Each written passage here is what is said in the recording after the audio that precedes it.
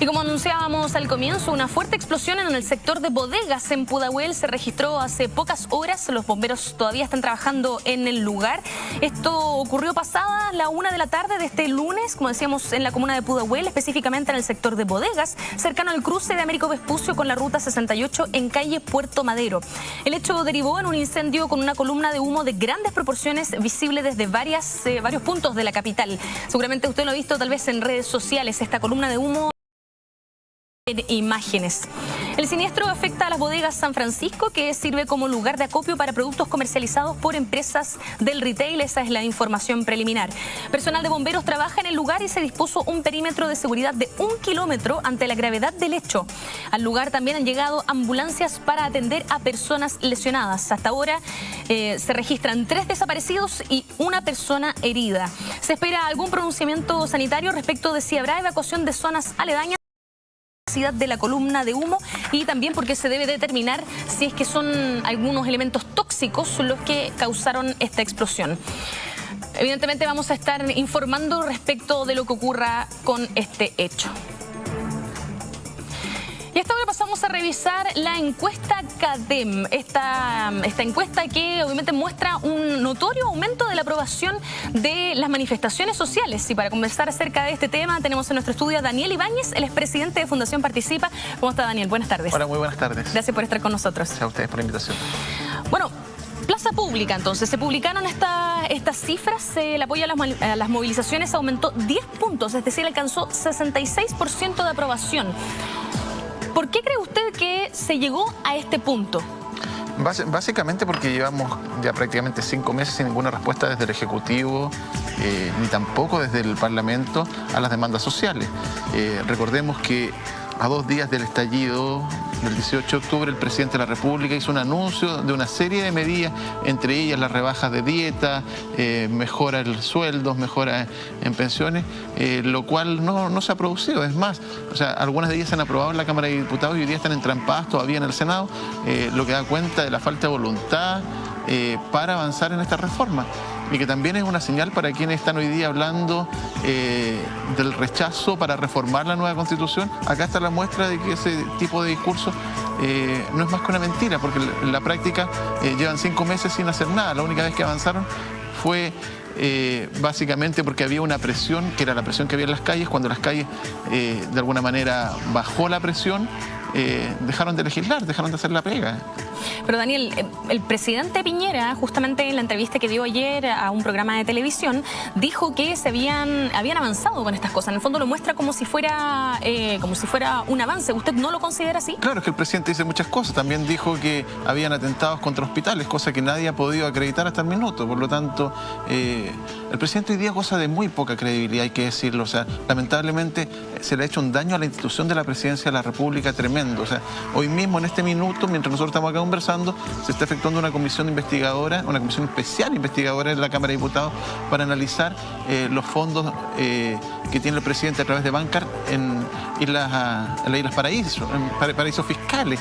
Entonces, lamentablemente hoy día el presidente goza de cero credibilidad. CADEM le da 12%, las encuestas más serias le dan un 6%.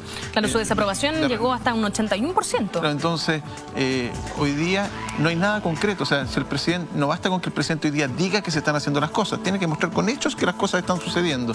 Y en la práctica los ciudadanos seguimos viendo que las cosas no están ocurriendo y que lamentablemente para que ocurran parece que hay que seguir en las calles. De lo contrario, no hay un avance, no hay una voluntad real ni desde el gobierno ni tampoco desde el Congreso, y eso es lo más preocupante, porque ni siquiera la oposición ha sido capaz de empujar de manera adecuada las demandas sociales que la ciudadanía está esperando hoy día. Hablemos de el aumento exponencial que tuvo esta aprobación, digamos, a las manifestaciones sociales. 10 puntos creció desde la última CADEM. ¿A qué atribuye usted este crecimiento tan exponencial? Es que, a ver, primero la ciudadanía se da cuenta que en el fondo sin movilización no hay cambios, no hay reformas, no hay avances, y que lamentablemente el gobierno y la clase política siguen sin avanzar en estas demandas. Y mientras la ciudadanía no esté en la calle, esto no va a avanzar. Yo creo que da cuenta de eso. O sea, la gente está entendiendo que las movilizaciones no son esto que trata de mostrar el gobierno, este problema de orden público que tiene el gobierno, sino que efectivamente son en la mayoría manifestaciones pacíficas que buscan cambios sociales a corto, mediano y largo plazo. Justamente dentro de la encuesta se dice que el 92% de los encuestados cree que en marzo o abril volverán las movilizaciones masivas, que esto es algo que ya lo vimos hoy día en este super lunes, en el que hubo bastantes manifestaciones, barricadas, en varias regiones también, no solamente acá en Santiago. ¿Usted cree que esto sería, digamos, la tónica de lo que va a ocurrir durante los próximos meses? Absolutamente, o sea, durante marzo se van a generar muchas más movilizaciones, tal vez más radicalizadas también, porque, como te decía antes, no hay respuesta a las demandas. Pero yo quiero quedarme con otro dato. El 71% cree que después de la crisis Chile va a ser mucho mejor. Y nosotros también tenemos esa convicción de que pasada la crisis, pasado el debate constitucional, una vez que se genere el plebiscito ahora el 26 de abril y que esperamos nosotros desde la Fundación Participa gane la opción apruebo y convención constitucional, podamos tener efectivamente un mejor país donde podamos debatir la Constitución, cuáles son las demandas, las prioridades que tiene la ciudadanía, y eso no se puede dar hoy día en otro espacio que no sea en el debate constitucional, porque lamentablemente, o sea, la clase política ya ha dado cuenta de que rechazar para reformar no es algo que va a ser efectivo, porque no han hecho la pega cuando han tenido que hacerlo, cuando han tenido el espacio para hacerlo, y eso ha quedado demostrado una vez más durante estos casi 5 meses desde el estallido, donde no han habido avances importantes en materia de reformas sociales. Un 67% de los encuestados asume que vio el Festival de Viña, ¿verdad? Y considerando también que el Festival de Viña estuvo marcado, sobre todo en las rutinas de los humoristas, por referencias y críticas hacia el presidente, hacia carabineros, hacia los políticos en general. ¿Cuánto cree usted que afectó lo que ocurrió en el Festival de Viña a estos resultados? Sin duda han sido claves.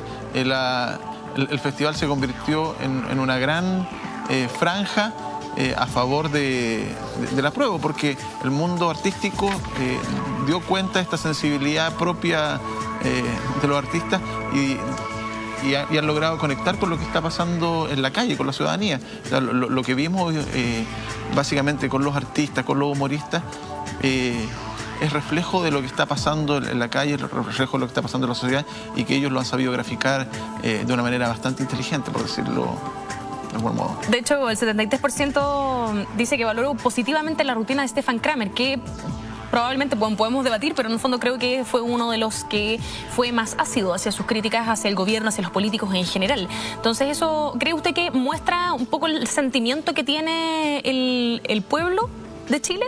Sin lugar a dudas, o sea, los humoristas siempre de alguna manera han reflejado también lo que pasa en el país con sus rutinas, y esta no fue la excepción. La rutina de Stefan Kramer fue una rutina fenomenal,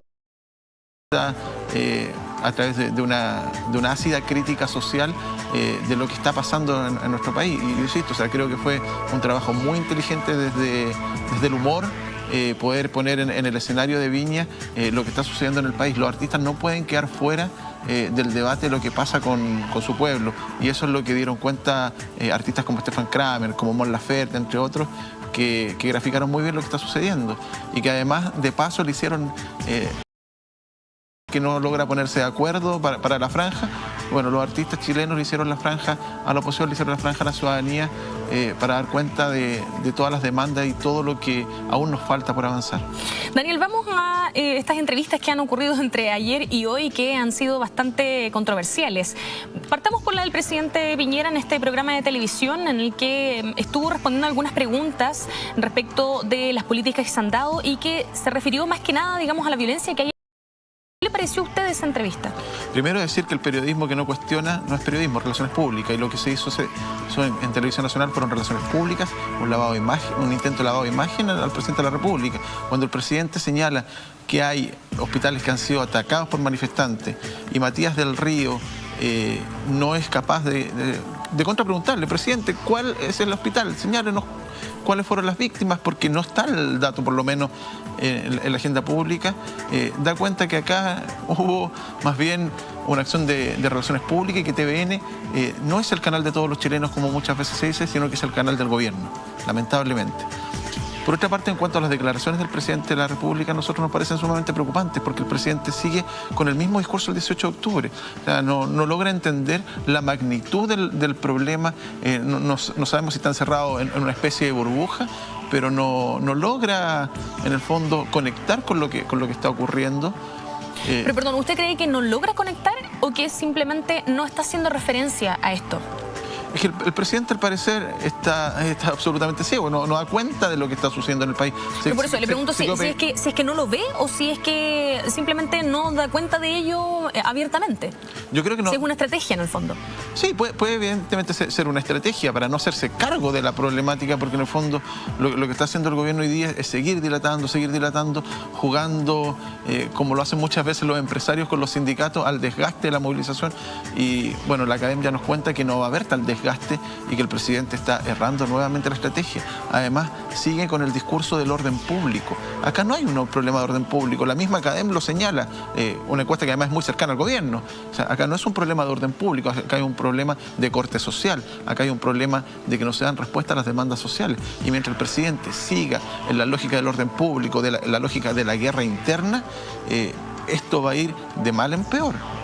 Porque básicamente hoy día no hay ningún tipo de control de Carabineros. Las violaciones a los derechos humanos, los abusos de poder por parte de las policías, es algo que no se ha resuelto y de lo cual el presidente no se hace cargo y de lo cual además es el responsable político. Sin embargo, el presidente dijo en esa entrevista también que él mismo había llamado a la expresidenta Bachelet para que mandara una comisión para acá y que él también había dicho al Instituto Nacional de Derechos Humanos que iba a poner todo a disposición para que pudieran hacer su trabajo. A Human Rights Watch también lo mencionó, diciendo que en el fondo es el gobierno el que le abrió la puerta a la gente para que pudiera venir a revisar si eso era efectivo. La obligación de un gobierno no es en sí dar facilidades para que vengan a determinar cuántas violaciones a los derechos humanos se cometieron. La obligación de un gobierno es propender a que no ocurran violaciones a los derechos humanos. Y en eso el gobierno no ha hecho nada. O sea, han ocurrido violaciones a los derechos humanos y el general director de Carabineros sigue en su puesto. O sea, eso es inexplicable. En cualquier país serio, el primero en salir habría sido el general director de Carabineros. Esto le costó el cargo al ministro del Interior. Y el general Carabineros sigue ahí sin que el gobierno haga nada. Por tanto, o sea, no basta con dar las facilidades, que es lo mínimo para que los organismos de derechos humanos puedan establecer si existieron y de qué magnitud fueron las violaciones a los derechos humanos. Lo que un gobierno responsable, un gobierno democrático debe hacer es propender a que no ocurra ningún tipo de violación a los derechos humanos y que cuando estas ocurran se establezcan las sanciones que corresponden de acuerdo a la legislación. Pero sobre eso mismo, el mismo presidente dijo en esa entrevista que Chile no estaba preparado, que las fuerzas de orden público no estaban preparadas para esta magnitud. Entonces, ¿cree usted que esta poca preparación o digamos la poca cantidad de funcionarios que existen dentro de Carabineros capaces de hacer este trabajo tiene algo que ver con el hecho de que no le hayan pedido la renuncia al general director? Mire, a ver, se supone que las policías son profesionales. No pueden no estar preparadas. Y si no estaban preparadas, aquí hay responsables. Y se deben determinar quiénes son los responsables para que las policías no estén preparadas para enfrentar una situación como la que hemos vivido desde el 18 de octubre y por qué esa falta de preparación provocó que se generaran violaciones a los derechos humanos. Y acá no estamos hablando de que hubo un carabinero que no entiende, se arrancó con los tarros y maltrató a uno u otro manifestante. Acá es una práctica generalizada y así lo han señalado los distintos informes de las organizaciones de derechos humanos, de violaciones, valga la redundancia, de derechos humanos a manifestantes. Tenemos una serie de personas que han perdido la vista. O sea, Gustavo Gatica, Fabiola Campillay, son solo ejemplos de la gravedad de la situación que vivimos. La pública se lo toma con una liviandad que impacta, que asombra. O sea, acá es el episodio más grave que hemos vivido, la crisis más profunda que vive Chile desde el retorno a la democracia y al parecer a nadie le importa.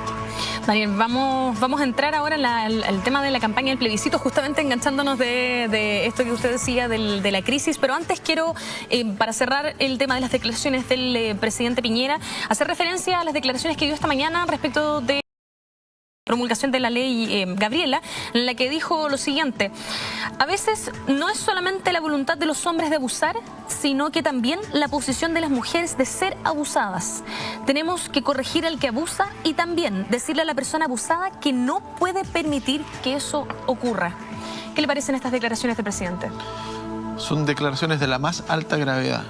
Un presidente de la República no puede justificar de modo alguno un atentado, la violencia o las violaciones contra las mujeres. Yo no creo que haya ninguna mujer que quiera ser violada, que quiera ser violentada de ninguna forma.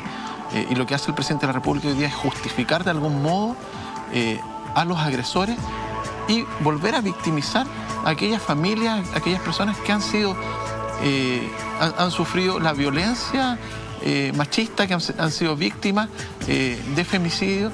Y a nosotros nos parece que es de lo más preocupante que hemos escuchado últimamente del presidente de la República. O sea, el presidente insiste con este discurso. No es la primera vez que el presidente tiene este tipo de aseveraciones.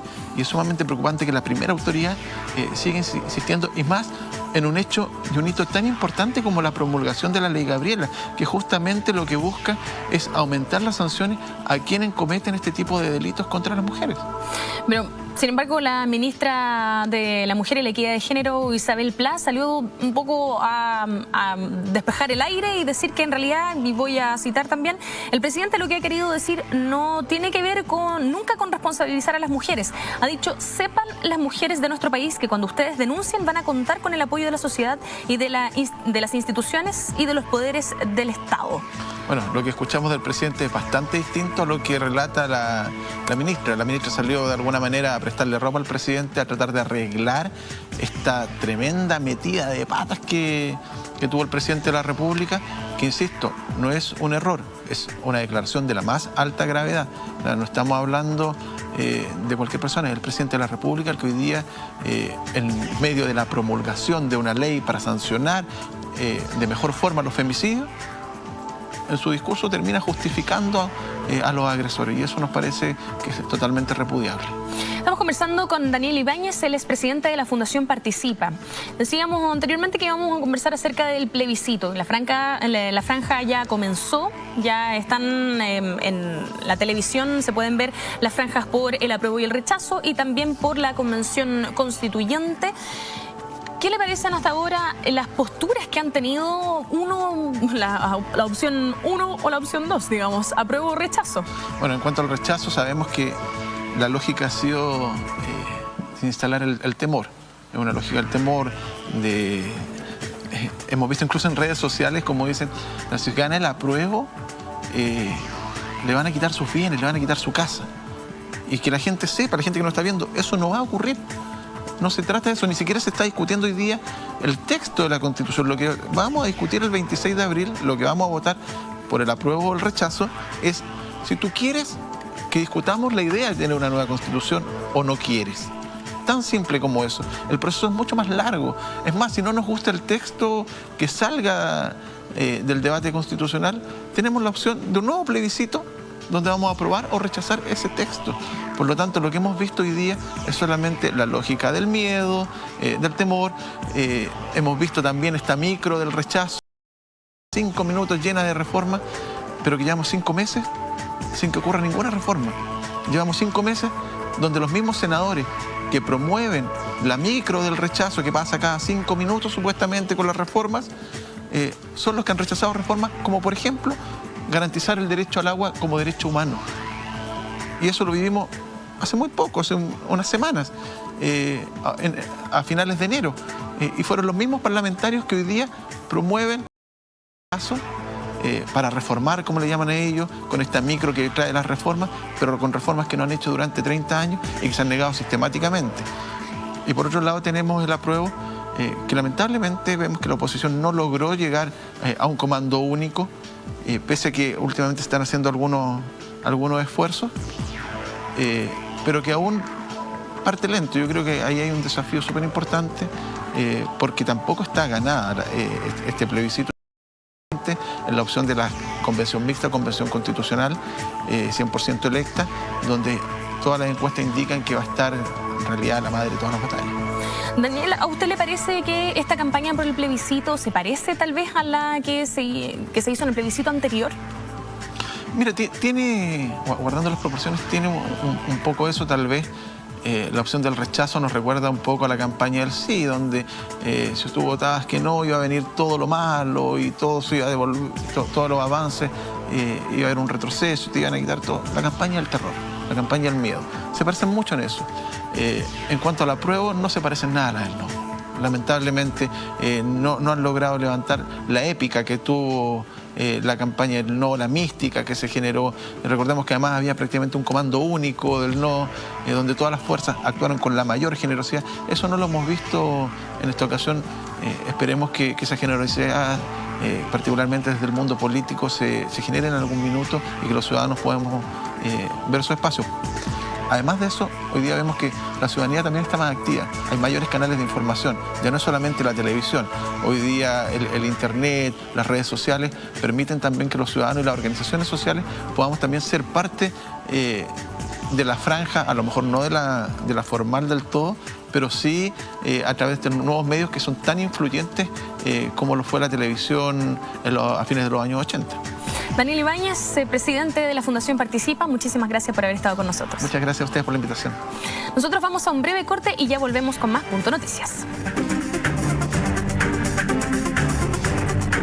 Este incendio que afectó a la comuna de Pudahuel, que como decíamos ya tiene al menos 3 personas fallecidas, pero el número desgraciadamente aumentó.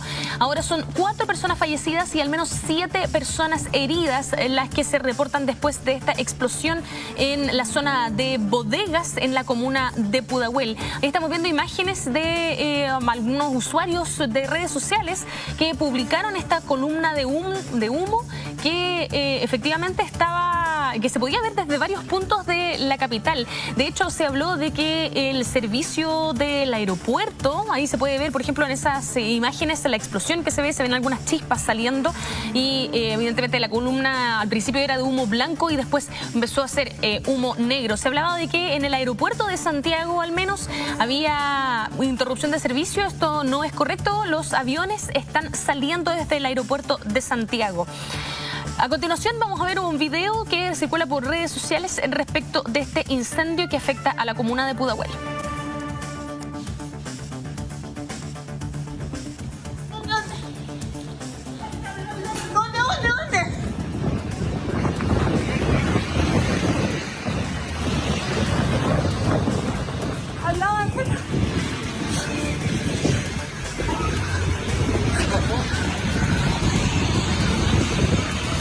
Ahí se puede ver, ese es el momento exacto en que se produce esta explosión. Son personas que se encontraban en los alrededores de la bodega. Son trabajadores que estaban al interior de este recinto donde se produjo esta explosión, que registran esta columna de humo que sale de la bodega y luego también se puede ver ahí el fuego saliendo desde el techo, desde el interior del recinto. Esta columna de humo de varios metros de alto. Y ahí tuvieron que evacuar los trabajadores. Aún no se sabe cuál es el origen de este incendio. Varios cuerpos de bomberos se encuentran en el lugar para poder contenerlo y también para atender a los heridos, que reiteramos hasta ahora se sabe que son 4 fallecidos y 7 personas heridas. Ahí tenemos en las imágenes este video grabado por trabajadores de la bodega de este sector en Pudahuel. Siendo 4:45 de la tarde, aquí finaliza Punto Noticias. Los invitamos a mantenerse en sintonía de la red. Muy buenas tardes.